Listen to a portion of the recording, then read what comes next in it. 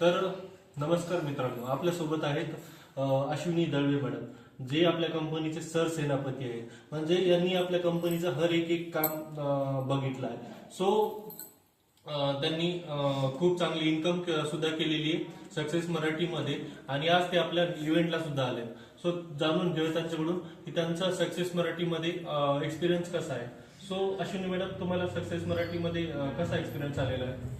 Experience सांगायचा गेला तर मी काय बोलू सर. मेन म्हणजे आता प्रत्येक गोष्ट जी असते ना, ते आपण सुरुवातीपासून जर करायला गेलो ना, थोडं अवघड वाटते. ठीक आहे, डीपली म्हणायला गेलं तर फ्रॉड असं टाईप. ठीक आहे, म्हणजे थोडीशी भीती असते की आपण एखादी गोष्ट सुरुवात करते तर नेमकं त्याचा रिझल्ट मला भेटेल का, की त्यामध्ये खरं सक्सेस होऊ शकेल का, हा मेन प्रश्न असतो.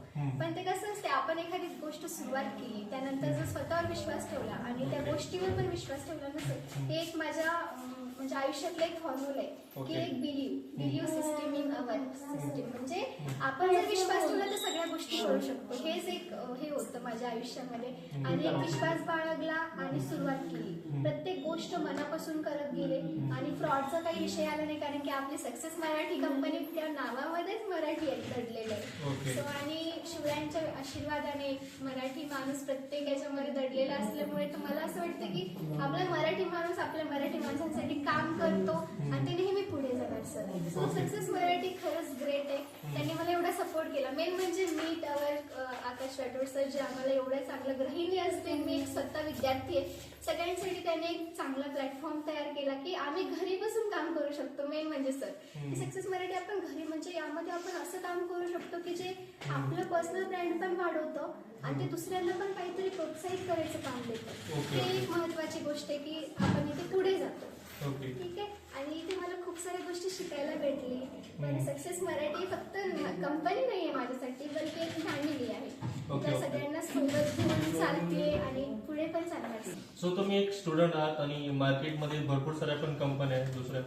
सो सक्सेस मराठीला निवडण्याचं काय कारण आहे? सर, मी अगोदरच बोलले की आपली सक्सेस मराठी नावातच दडले की मराठी माणूस.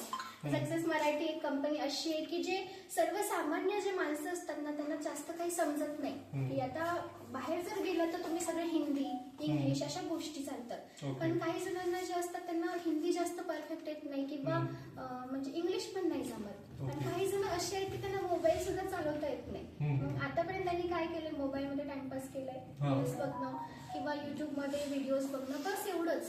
पण आपल्या इथे कसं शिकवलं जातं की तुमच्या मोबाईलचा वापर करून तुम्ही नेमकं कसे पुढे जाणार, त्यातून तुम्ही कसं शिकू शकणार, की तुम्ही टाइमपास नका करू, बल्कि स्टडी सोबत तुम्ही काय काय करू शकता. एक गृहिणी असेल ती स्वतःचे स्वप्न बाळगत, म्हणजे तिनं जेव्हा किचन मध्ये असते ना सर, तिनं डोळ्यामध्ये म्हणजे स्वप्न बघते की मी या व्यतिरिक्त सुद्धा काही करू शकते का. म्हणजे वाटतं ना की घरच्या जबाबदाऱ्या फक्त असतात का माझ्या डोक्यावर, मी अजून काही करू शकते का, की फक्त आयुष्यभर संसारच करायचा.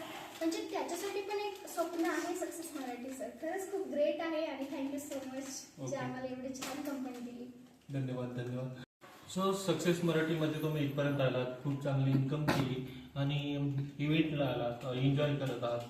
सो काय काय चॅलेंजेस आले तुम्हाला इथपर्यंत येण्यासाठी?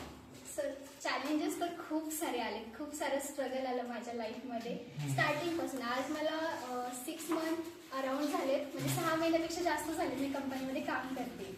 आणि चॅलेंजेस तर भरपूर येतात. नवीन काम करायचं म्हटल्यानंतर खूप सारे चॅलेंजेस येतात, खूप सारे स्ट्रगल्स येतात, खूप संघर्ष येतो. पण माझ्या आयुष्यात सगळ्यात मोठा संघर्ष म्हणजे माझ्या आईची तब्येत.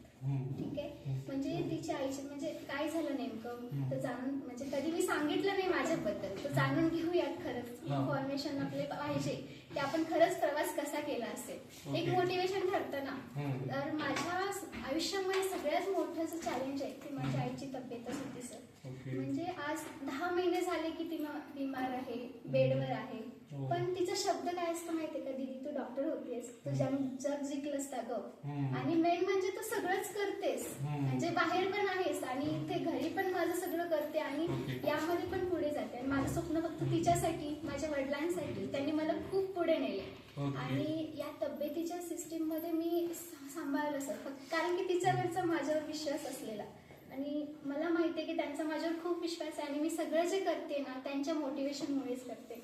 त्यांना मला दाखवून द्यायचे की तुमची मुलगी कमी नाहीये, ती तर सगळं काही करू शकते, तुमचं प्रेम खूप आहे, त्यांचा सपोर्ट माझ्यासाठी खूप आहे सर.